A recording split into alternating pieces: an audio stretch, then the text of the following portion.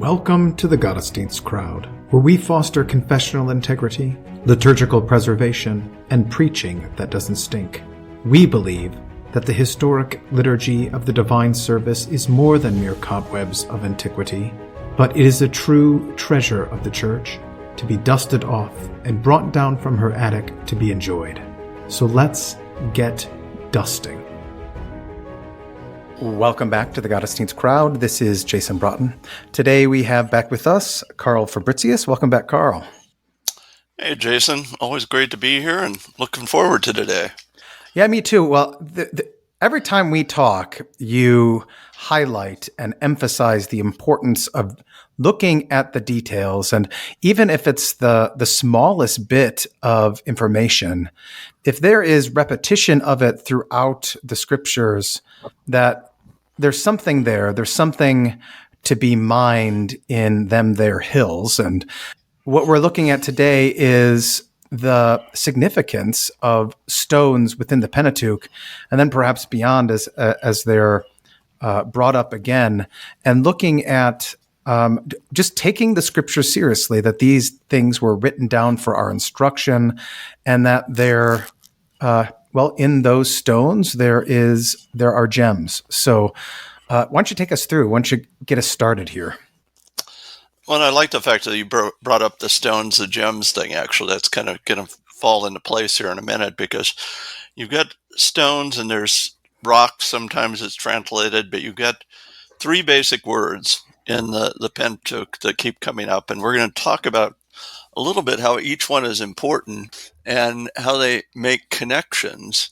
But it's one of those things that I'm going to confess. You think about it all the time as a pastor sometimes, but you never have time to pursue it. Well, I got to pursue it the last few days a little bit more, and that was fun because it'd been kind of on my bucket list to do this. Mm-hmm. There are things you think about when you hear stones or rocks, or should anyway. But the first one I want to look at, in my Hebrew pronunciation, you got to forgive me because it's not always good, but Evan. And it shows up actually very first of all the references in here's one of those obscure places where I've always wanted to pursue a little bit, where you get the rivers, and the land is good. The gold of that land is good. Bdellium and onyx stone are there. Yeah. Now, that is that Evan, which is going to come up again and again, and actually in Genesis especially. But the connection is going to be to Exodus and Leviticus and the priestly clothing.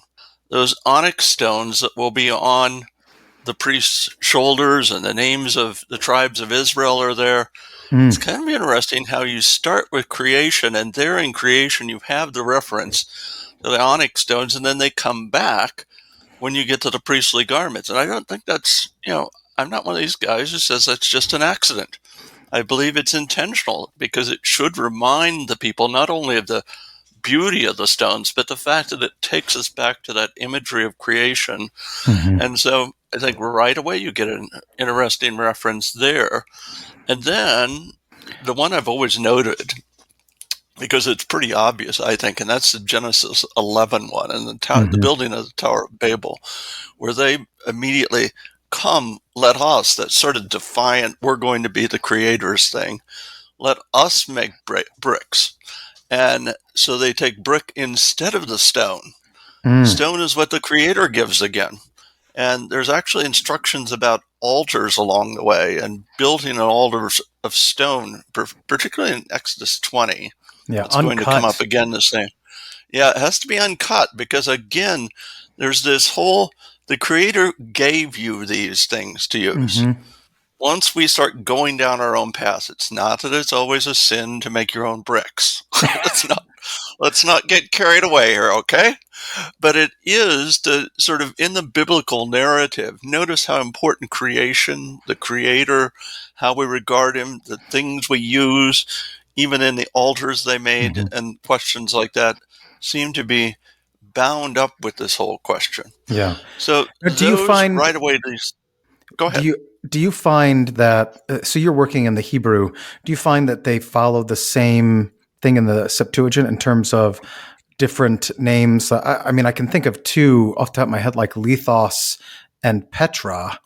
But Well, yes, they do use these different ones, and okay, they're not always as consistent, but there's a couple key stories we're going to talk about okay, in a minute, where I think it's really important the words they use to hmm translate that. And it's actually this one coming up next, because the next reference in Genesis is in that Genesis 28 narrative, where you've got Jacob running away from home, hmm and that highlights the fact, well, several times in the text, you hear that he takes a stone, he puts it under his head, and hmm then he has that vision, that connection of it, and the importance of the stone there.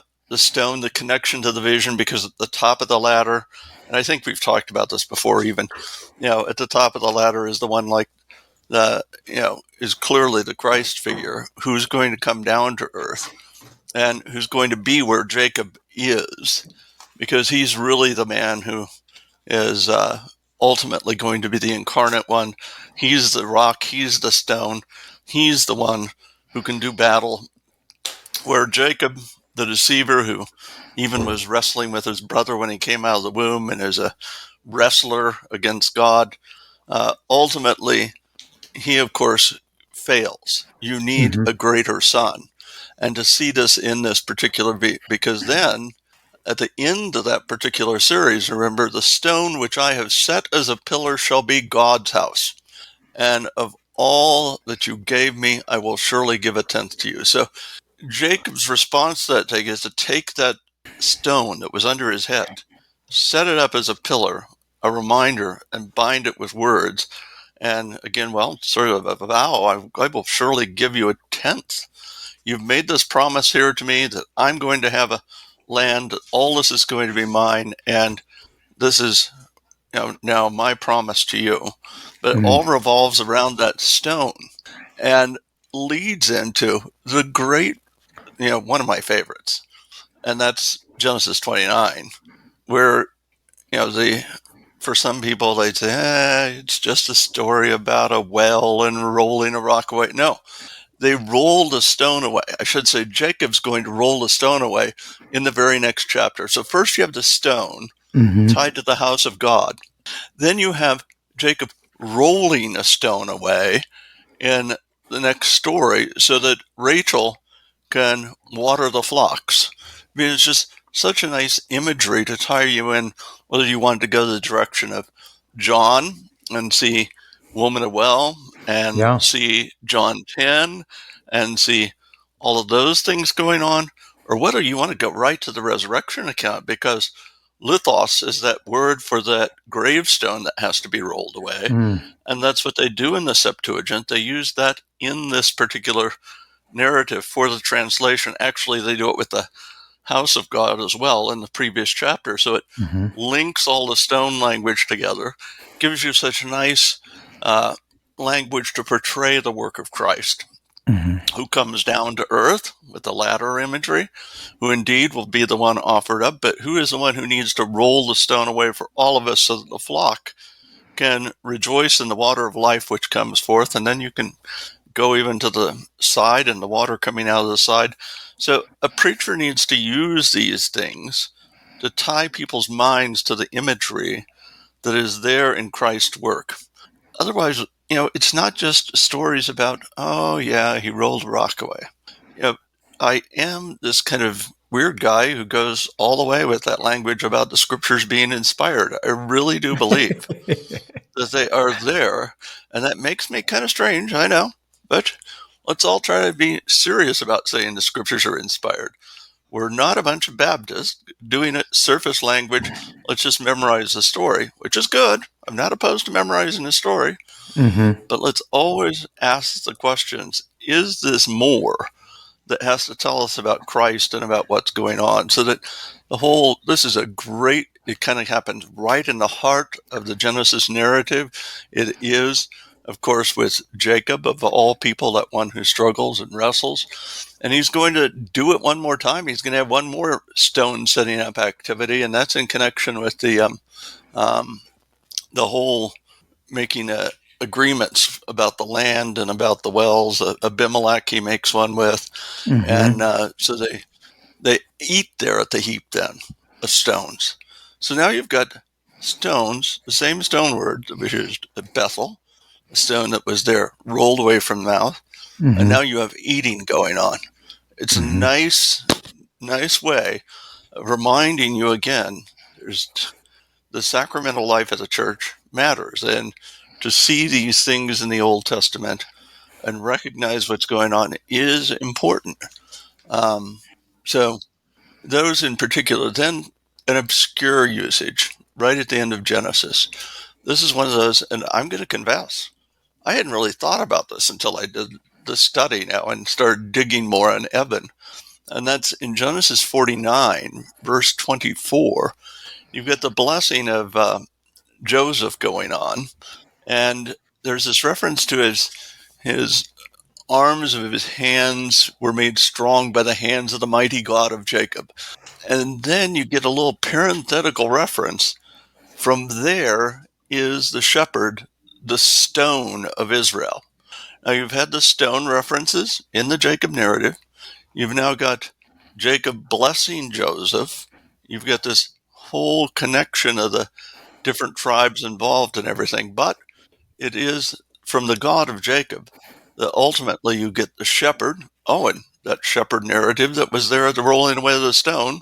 He's the shepherd stone of Israel. So already in Genesis, you've made it a very firm link to Christ being rock, stone, the one. It's no wonder then the language sort of opens up throughout the Old Testament, especially in the Psalms, the prayers of the church.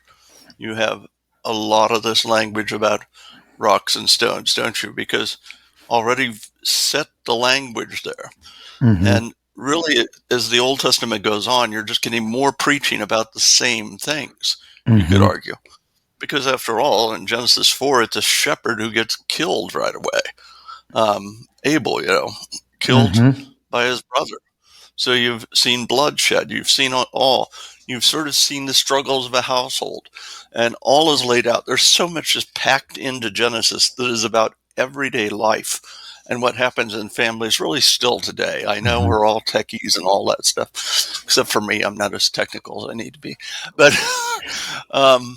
so Genesis lays out a lot of this Eben stuff, and I wanted to sort of spend a little bit more time there. But I'm going to jump ahead.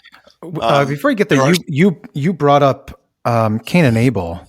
I can't remember if I'm just thinking this, but how did Cain kill Abel? Does he pick up a stone? No. Now it doesn't say. He just rose up and killed him, doesn't? Isn't that just what it is? Now you've got me. See, I'm getting old and don't remember everything like I should. Let's see.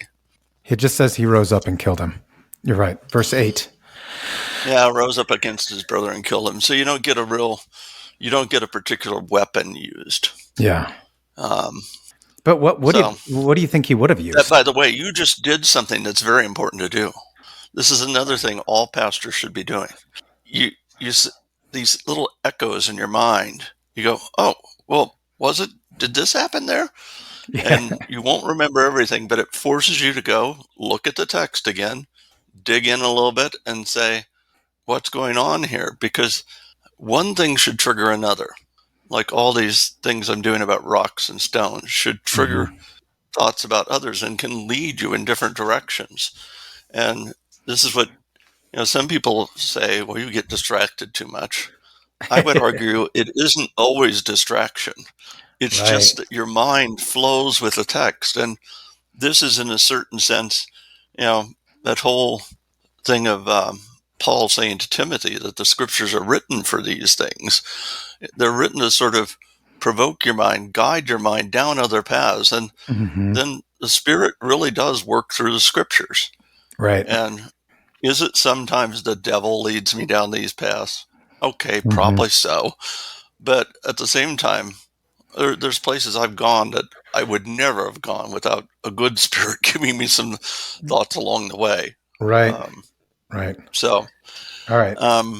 So back to where you were headed. Yeah, I wanted to jump ahead.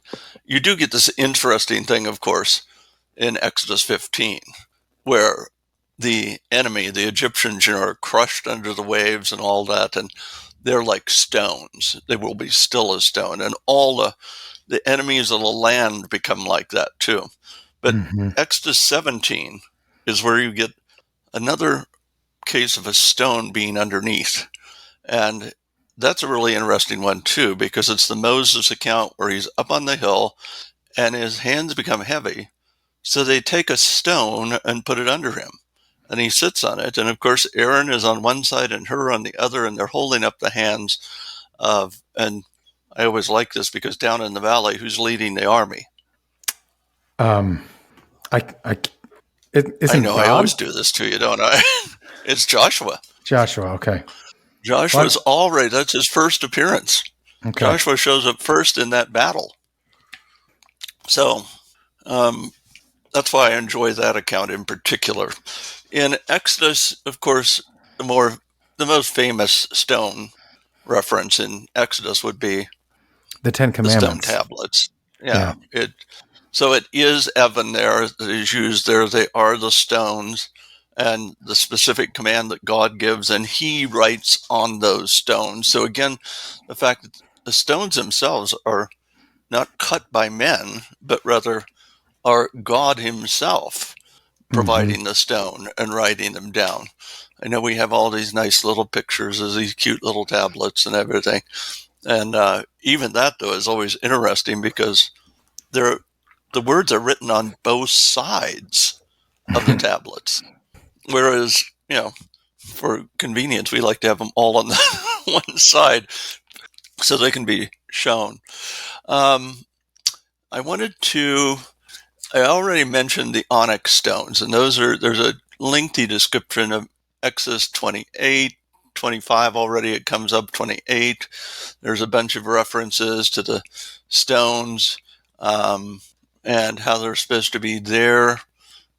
And that brings you back again to the stone tablets written with the finger of God, and then the appearance where God once more provides those.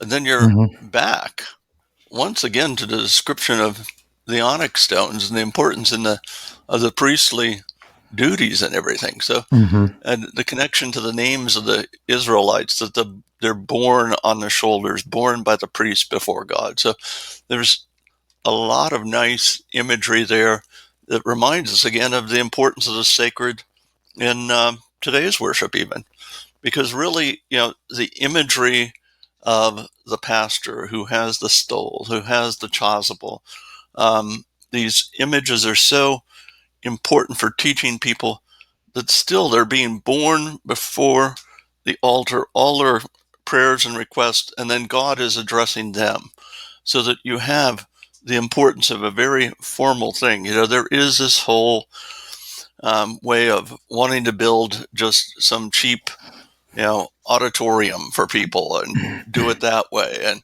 say, they like to criticize that you're spending too much money. Those old churches were too fancy. And well, no, they understood that the place of worship is tied in. And so even these extensive references to what the priests wore and the stones and the engravings remind us that still today, what we're doing up there should say something, and the architecture of the place matters. I mean, if it's an auditorium, it's sort of like going to a basketball game or a movie or something else. It's just not a Mm-hmm. very holy place. I mean, we've all gone to some of those Missouri Synod auditoriums they're building. I mean, they're just kind of ridiculous. Yes. But it, there's just nothing there to feed the soul. And these priestly garments and those stones, it was such a message to the people. Look, there's the high priest. He's wearing those stones. Our names run, our tribe's names are on there. This is the name imagery again that's so Mm-hmm. important. So we tend to blow those chapters off Yeah. as if they're just repetitious in a certain sense, but it should teach us about the importance of having a very good worship space. And it's one thing if you're out on a desert. Don't you just love that they always pull it? but if you're on a desert island, it doesn't matter, does it? Yeah, but we're not on a desert island. You know, Right. we we try to provide the things, and yes, if we have to go into hidings in underground spaces and run away for it, yeah, but still we provide holy things in there. You can still have artwork in there and other things that make it a holy place, designed Hmm. and set apart. Right. Even when they were hiding outside of Constantinople, when the Arians got control of the government in the city and they had to hide outside to do the mass, they did it in a holy way. Now, this is why it was really offensive to them when the Arians came in, broke in during the mass, and stomped the blood of Christ and the body of Christ on the ground, because it was just horrible. Hmm. This was the holy place. These were the holy things, but the Arians had no respect for them. And Hmm. you sort of get the feeling at times we're dealing with a bunch of Arians. I mean, Hmm.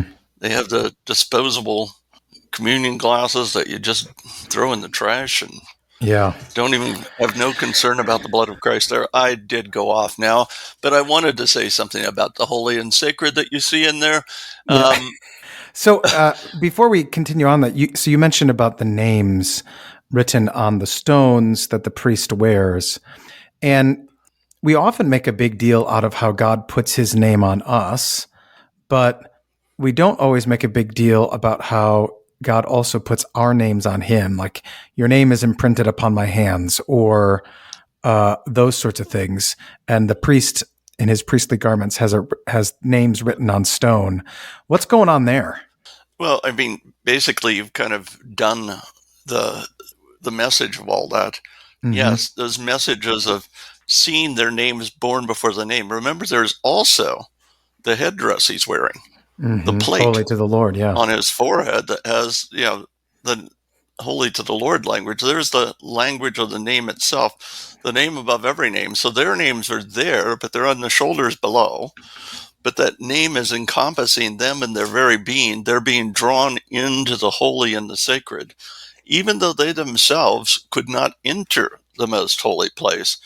Yet they're being born into the most holy place before the very holy God, Mm-hmm. and their atonement is made for, etc. So then, I mean, to go jump ahead to then Christ, of course, the tearing of the curtain that we hear on Good Friday, and the bringing those in. It's really part of the new high priest has his names and our names. I have called you by name and you are mine. Um, is already there in the Old Testament, and the bringing in of each one of us. This is why naming was so closely connected to baptism for centuries. I mean, now you give the kid the name and they may not be baptized for a month, Hmm. but it was, the idea of naming at the baptism. How is this child to be named? Yeah. Because the name is in the Christian name, the name Hmm. that is indeed born by Christ before the Father, and He is the one who defends this name of this little one. So it's good to see that imagery and to bring it in. And over the years, as you catechize people, it's not like that complicated a thing, but I know that lots of times it doesn't get, because names have become sort of unimportant today, or just they become important in the sense that we go through baby books and look, at names forever and then try to figure out what we feel the best about, Yeah. rather than just giving the name and saying, this name is the name of the one we want, baptized and born by Christ to the Father in heaven. Hmm. It's a great thing. Yeah. Well, and the way we treat language today also denigrates the name. Like we can just be whoever we want and we can change our name and Yeah, you things can like change that. your name at the drop of a hat. You know, Hmm. I don't like this name. I'm going to do something else. And again, lack of respect for those who named you at times. Um, it's a different thing when you're in Africa, for example, and you've converted from being a follower of Allah. Then, of course, you get a distinct name that is new. That Hmm. name that was given you by your family members is taken aside. You still have those names in a sense, but you're given a distinctly Christian name, Hmm. um, to mark you now as the one who's set apart, who has left behind that old false god and now follows the true God. This just occurred to me. Did you talk about in Genesis the Sodom Gomorrah brimstone? Well, except this is the thing. It's not a stone word. Okay. Yeah, I know. This is one of the things that you kind of discover too. You think along the way, because you're using English, you think, oh, why didn't this come up? Well, it's because it's not there. So there are those cases where you just have to say, oh, it's just not going to happen, I guess. Or you think, boy, it'd be good if it was there, and turns out it's not. And that happens a lot too when you start doing this digging into the use of words, and particularly using the Hebrew. Then there's 2 stone rock stories that you really would have thought should be in this Evan list. And I know this is unfair to do this to you, but if you had to guess 2 big stone rock stories in the Mosaic era, what do you think of? The Mosaic era rock stories. The 40 years in the wilderness. Mosaic era was kind of stupid. Oh, well, the rock that follows them, that's a big one. Well, that's a New Testament reference. Yes. Yeah, but I mean, you have the 2 rocks from which they get water. Now we find an interesting thing. That's not the rock we've been talking about so far. There's 2 other words for stone or rock that are used frequently in Genesis. Evan is used the most, which is why I started with it, and it also is the first one to show up. And it also becomes the warning, don't make yourself idols of stone. That shows up several times using this term. And it's also used in terms of stoning people with stones. When they have worshipped false gods or are worshippers of stone, then give them their god to kill them, sort of. And so that comes up as well. The one I was going to do. Well, let's jump ahead. So is that where you're thinking of? A couple of last notes about Evan. I want to say a couple more things of rocks, Evan. And that's one, it shows up in the Psalm 91 thing that we just would have heard Jesus talking about, or the devil misquoting. And in their hands they shall bear you up, lest you dash your foot against a stone. Now, it kind of gives that a whole new thought when you've heard it in terms of thinking back to the stone and the house with Jacob and all of that. You sort of, it's not just a stone like, oh, let's just trip up over a stone, but it's more like Jesus when he says about, the rock of offense, the stone of offense, and that kind of thing, even though, and in fact, it is, because in Psalm 118, where you get the stone which the builders rejected has become the chief cornerstone, you get that language comes up there. So 2 important psalm references that use that word and kind of help us sort of think differently when the devil's tempting Jesus and is saying, if you are the Son of God, and throws a stone language at him. But Jesus, who knows the scriptures so well and knows that they're about him, knows that ultimately all men, in a certain sense, have to trip over the stone, because the stone, you either fall on it or get crushed by it, which is exactly what you see in the punishment of those who rejected the faith and had to be stoned to death.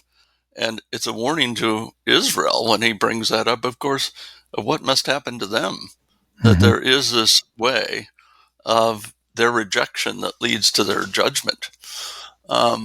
So enough of Evan, though. I want to go to the second one, to Sala, which is used in Numbers 20. This word is not used a whole lot, it turns out, but I wanted to make sure and get the words that were used in the water from a rock accounts.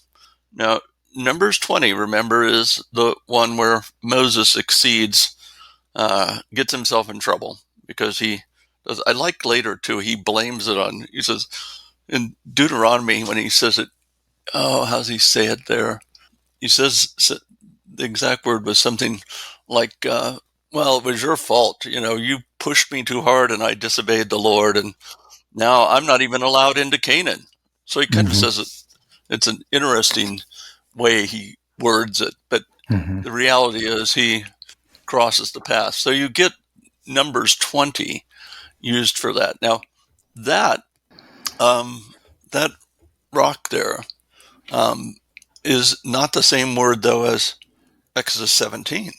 So the fact that the Hebrew changes, Moses writes both accounts, but he uses two different terms for rocks that water comes out of, because in Exodus 17, it's Zur.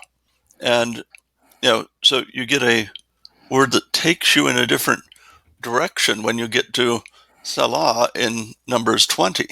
It immediately draws a distinction between the accounts. You could have called it Zur, you could have called it Evan, but the distinction is made. And whenever there's a distinction made, these things really are important. It's just like in the New Testament when they change words. It should really sort of cause a little spark to go off in our head, and we go, why'd that happen? So the two different accounts, keeping them separate, and Zur is used for the first time in Exodus 17. It hasn't been used before that. So that's another sort of interesting thing in the background of the whole account. But it's also used in another very significant place when Moses is told, "Here is a place by me, and you shall stand on the rock." And when he passes by with his glory, and in the cleft of the rock, in the cleft of the Zur. Now, Zur later is used in, for example, Psalm 18. Actually, Zur and Salah both are used in that verse. The Lord is my rock and my fortress. Fortress is Zur in that account. Salah is used as the rock. So there is this close tie-in. That's the only, no, it's not the only, but it's one of the few Psalm references that uses Zur. And Salah comes up, or I should say, uses Salah, because Salah is rarely used. It is that negative kind of word because of the Numbers 20 thing. And whereas Zur switches the context and tends to have a much more positive language and be much more about the Lord, much more about the coming Messiah. And so you have it, Zur is also translated Petros. So you have the moving over to then even the firmness of Peter when Peter gets called the rock. So one rock names another rock, to go back to naming things. The one who is the rock above all rocks names Peter the rock. And there's a certain sense in which the names are put on us too, remember. Just like we talked about earlier, to see that really we are, like Peter, brought into the solid relationship, being brought into the divine, that kind of language. So being brought into the cleft of the rock like Moses was. I like the imagery to see the difference in the terms. So now we've done all three words. Evan, we started with. Salah, the very minimally used one. And now Zur. Zur, we're going to get a little bit more on.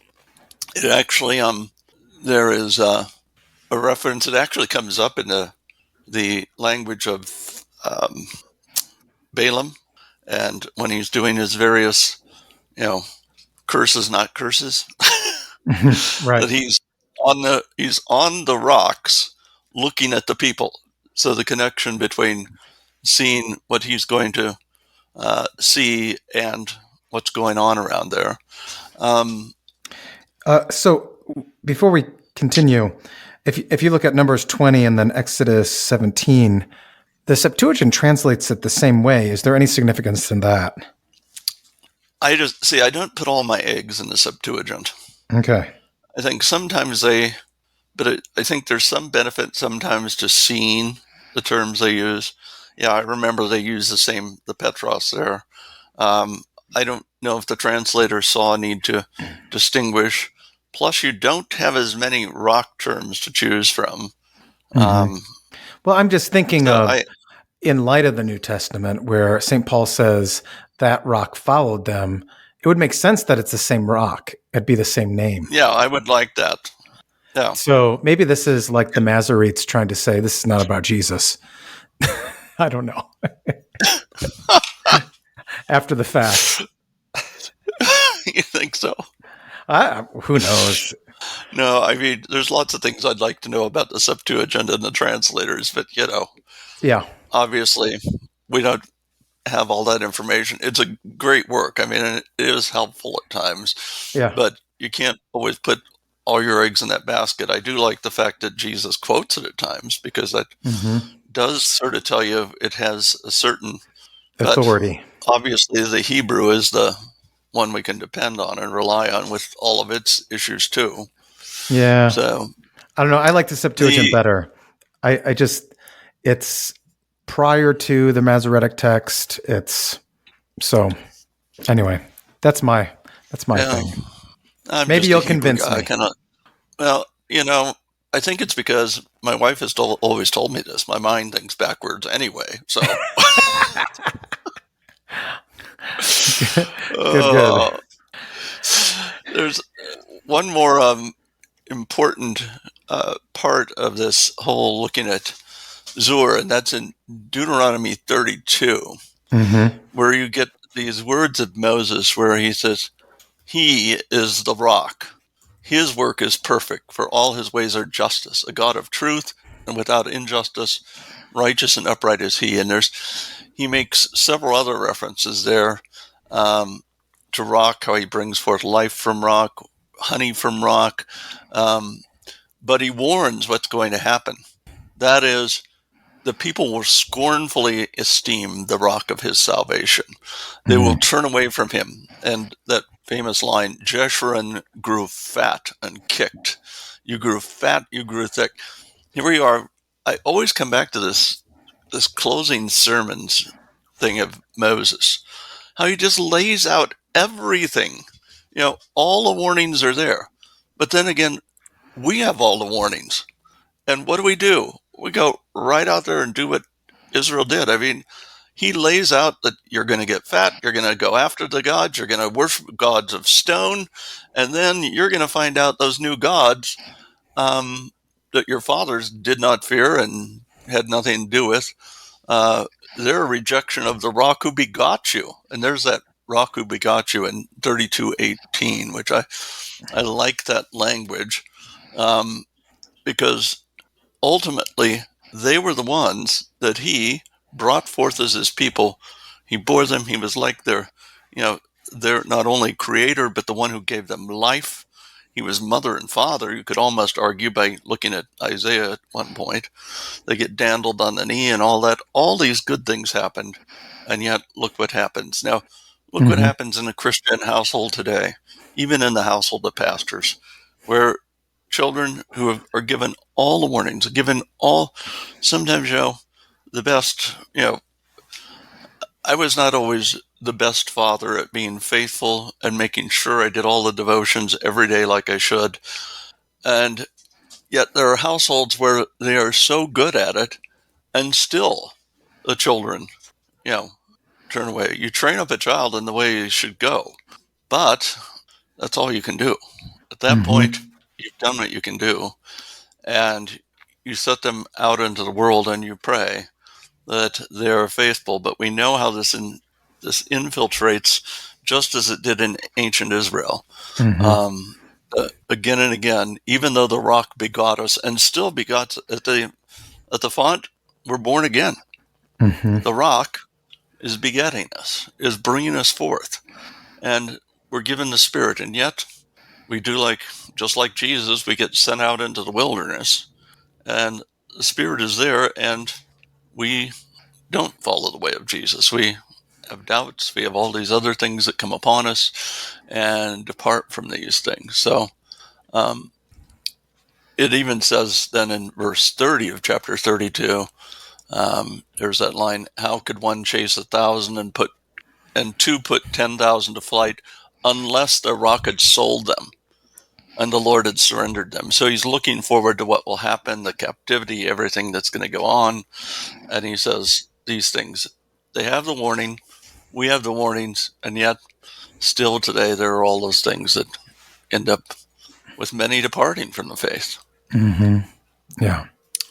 I mentioned Psalm 18, where this language comes up quite a bit. Rock, fortress, deliverer. Who is God except the Lord, and who is a rock except our God? That's part of that Psalm 18. Mm-hmm. The Lord lives. I like that. Blessed be my rock. Let the God of my salvation be exalted. Nice little reference to the resurrection. I'd argue there that this is the God who is always the God of the living. Why seek you the living among the dead? The language of the New Testament, or even the language of John 8, which, of course, the 1-year series has coming up here in a couple weeks. Mm-hmm. Is it 3 weeks now? I start to lose track. Yeah, it's Lent 5. So you have that living God, and then the the interesting thing of Psalm 19, very famous verse: "Let the words of my mouth and the meditation of my heart be acceptable in your sight, O Lord, my strength and my redeemer." So there, it's my strength, but that's my rock. I'm trying to think if any translation says rock there. I don't think so. They just opt to do strength, and I'd like it to be rock, because especially that Genesis 49 reference to the shepherd, the rock. But you said you like the Septuagint, and I was saying I wish I knew about some of the things. I don't always understand English translators. I like sort of a literal connection at times that they opt not to do, but I know I don't have the patience to translate that stuff. So what verse are you looking at? The Lord lives, blessed be my rock, verse 46? That was Psalm 18:46. Okay. But you're talking about you wish it were not strength, but rock is what verse? Oh, that was Psalm 19, verse 14, that Okay. words of my mouth, meditation of my heart verse. Okay. Yeah. I really wish they would have done rock there, but nobody asked mine me. Mine has, "O Lord, my rock and my redeemer." The ESV does. Oh, ESV, okay. I was looking at NKJV, that's why. Mm-hmm. So for once, I have to say that was a good choice by ESV. Good for them. They do some things right. Yeah. Yeah, it's the Septuagint has boethe. So boethos, a helper. Yeah. So boethius. So you get Psalm 27 again as it. Psalm 28, to you I will cry, O Lord, my rock, do not be silent to me. Nice use of the term rock there, and of course connecting it back along the way to particularly Exodus 17, when they cried out for water, and he faithfully gave them water, even though they were kind of whiners. And it comes up again, the idea of the rock being the listener in Psalm 31:2. Now, I think there's a reason the Psalms tend to do quite a bit of this. And that would go back to the ideas, well, I mean, you build idols out of rocks, and they don't hear, they don't, in fact, there's even the warning of, how'd that go? I thought it was in, well, no, it's not. It was in another reference I looked at, but the whole way of they were building idols of stone. And those idols couldn't hear them, couldn't eat. Like you've got this little Buddhist temple thing over here where there's some Buddhist monks, and they set food before the statue of of the boy god that they have in there, and of course food never gets eaten; it just gets removed. Yeah, but here's the God who says, "Look, I'm the one who hears you. I'm the one who makes sure you eat. I'm the one who makes sure you have everything, and yet you want these stone gods who can do nothing." The warnings are there, and to have it connected, bow down your ear to me, deliver me speedily, be the rock of my refuge. So this is a different sort of rock. This is not some inanimate idol. This is the living God who is the rock. Back to that verse that earlier verse as well. The Lord lives, blessed be my rock. Mm-hmm. Psalms tie and the reason I went in to see how many psalm references there were with each of these words is because Psalms really do bring forth this understanding that is there back in the Pentateuch. And they base a lot of their language. They were taught the stories of the Pentateuch. They heard these things. So they build on that language. Zur is the most frequently used word for rock in the Psalms. It comes out Mm-hmm. most frequently. Yeah. He's my rock and my salvation. He's my defense. I shall not be greatly moved. That's the language of Psalm 62, for example, where men are like leaning fences, leaning walls, tottering fences, and yet the rock is always steadfast. So the cry for refuge in a Psalm 71, rock and fortress come together again, where they put those words together. Is there a sense in which this kind of carries over then also when our Lord, is talking to the disciples and, if these people are silent, even these stones will cry out? Is there a parallel to the mute and not and blind and deaf stones of the idols to what Jesus is then talking about with regard to the stones in the New Testament? Absolutely. You're making a really good connection, because the stones are not only the things of creation, so all creation crying out, Mm-hmm. but the stones are also, in this case, remember the stones of the temple and the stones of the city of Zion itself. And there are those references to the stones of Zion. If we went back to the Pentateuch, there's actually a reference there. And then Isaiah and Jeremiah, the stones of Zion are actually loved by the Lord. Mm-hmm. The people themselves, for all they've done, and even though God must destroy the city, after all, he did permit the temple to be rebuilt and the walls to be rebuilt. Mm-hmm. So the stones actually, even there, were a testimony of the God who loves and could do something, because they were carried away into captivity. And yet he told them, after 70 years, I'm going to bring you back and all this is going to happen. And it did. Yeah. Even Habakkuk had, for the stone will cry out from the wall and the beam from the woodwork respond. I like it. Well, and Joshua, right? This stone shall be a witness against us. Right. So you have right. you have similar things. Yeah. I sort of stayed away from Joshua, but there's a whole bunch of that stone language in Joshua. Yeah. Well, you're sticking with the Pentateuch, but I'm just trying to this has application beyond that too. And right. And it helps us understand, mm-hmm. because if you look at the usages, then just taking these three words and start going through them, the choice, and I'm not sure of the choice at every point. I do know that, for example, the stones of, they were to whitewash the stones, that's Evan, and take those stones and set them up when they came into the promised land. Yeah. And then get on the two mountains. Those, I do know that one for sure, but I didn't go too much into Joshua at this point.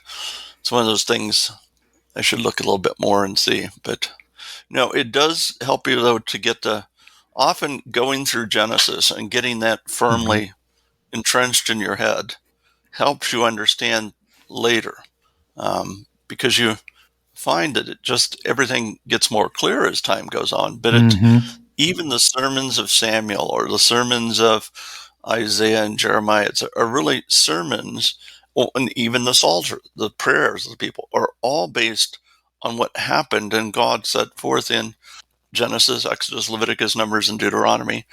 Even the eventual captivity that is already spoken of there. So you just get this, things become clearer, but they're not there until a certain time.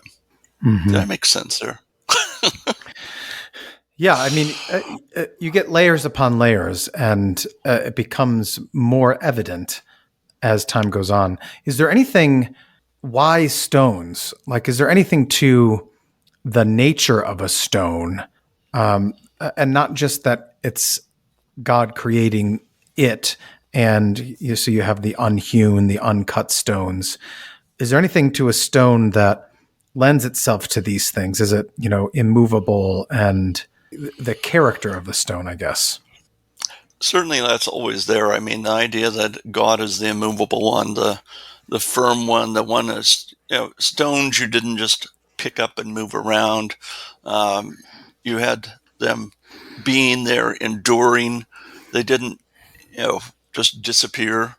They were there for years and years. When they set up a pile of stones at the crossing of the Jordan River, for years they could have gone and pointed to those stones because they endure over time. Ultimately, God himself endures all things, and he is the one who is the eternal one. But a stone in this world is what do we want in our kitchens even? Stone countertops are like the best, right? Certain types of stone, obviously, because then you have an enduring thing. It's not only enduring, but it's also beautiful. And Yeah. it's been not shaped by men, but really, even though they have to cut it out, it's still the amazing patterns and textures and everything in there. So stones become sort of this ongoing, enduring thing that are a good sign, to use the sacrament term, that God can say, here, I put my words here. I gave you the crossing of Jordan. Here it is. Bethel, the house of God. You could have gone to that stone for a while and seen it. The erection of those stones along the way, even the enduring quality of those stones with the tables of the law, that this is the thing that endures.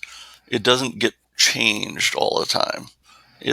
Because the things God says are firm and enduring. Yeah. So, what do we do with this then? What's your?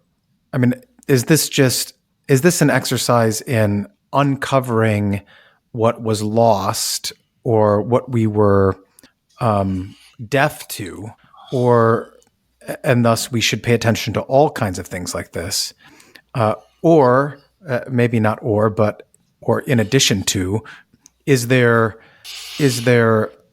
theological import for us, particularly with stones, to pay attention to here? Well, kind of all those things. I mean, it's always important to go back and really get into the text itself and spend more time looking at these things, not just for an academic exercise, but to strengthen your theological mind. I mean, we all know the Psalms reference to stones and rocks. We know Jesus and the reference to falling on the rock and the naming Peter as a rock. And we know the reference in Corinthians to the rock that followed them, and that rock was Christ. And we need, though, to sort of fill in the holes, even going back to the Genesis 49 reference that I noted today, the shepherd, the rock of Israel, that it already was there, already the thoughts, the hopes of Israel looking for the one who would be shepherd and rock, and how that ties together with Jesus' preaching. So you're really trying to help you become a better preacher, would be my argument. Gotcha. Because don't just know it for knowing's sake, or to write an academic paper, or to do something like that. Know it so you become a better preacher. Why do you read the sermons of Cyril, or read the sermons of Augustine, or even read Luther's sermons? Hopefully because it builds your theological vocabulary and knowledge so that you can be a better preacher in the pulpit. Yeah. And everyone will be affected in different ways, but going to the text itself is very important. And spending that time, and not just because you want to sit back and say, oh, I spent 20 hours this week writing a sermon. That was the old, when I went to seminary, you were supposed to spend 20 hours a week writing a sermon. Not very realistic, because you're visiting shut-ins, and I had a big congregation, and was running around doing school things and everything else. I had to learn that rules like that are kind of silly. Ultimately, I mean, you just have to plunge deeper into the text itself, learning from other preachers, and let these things build in your theology. My preaching the first year out of the seminary stunk. And you just sort of have to, over the years, you grow and grow, and it's the process of just knowing the text well enough and spending time, and no, you don't pursue every last thing. I've got this whole thing I'd like to pursue about the use of fathers and sons and the Christological import in the book of Proverbs, but I haven't gotten to that yet either. It's just a thought back in the back of your mind sometimes, which helps you see the relationship of the Trinity and Father and Son. And even if you look at the three patriarchs, Abraham, who is the father, Isaac, the promised son, Jacob, who is the third one, who is sort of like the one struggling and wrestles with God, and you get sort of, I don't want to get too carried away, but almost the image of being the third person of the Trinity. So you get three and the connection and their work and what went on, because then the blessings of the tribes, that long blessing of the tribes, sort of gives you that idea of his words coming forth and being the enduring blessing. Well, and even the way he blesses the sons of Joseph, and you get the crossing of the arms.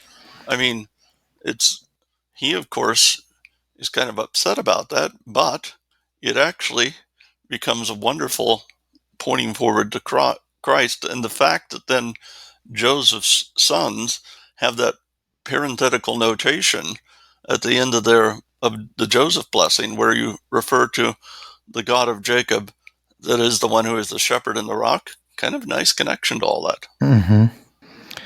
So what's next on your list? What's the next thing that you want to really dive into that you didn't have time when you were super busy? That's the other thing. I don't always have it all kind of cleverly laid out or anything. I'm not as organized as you, Jason, but some things I'd like to dive deeper than others. Yeah. Okay.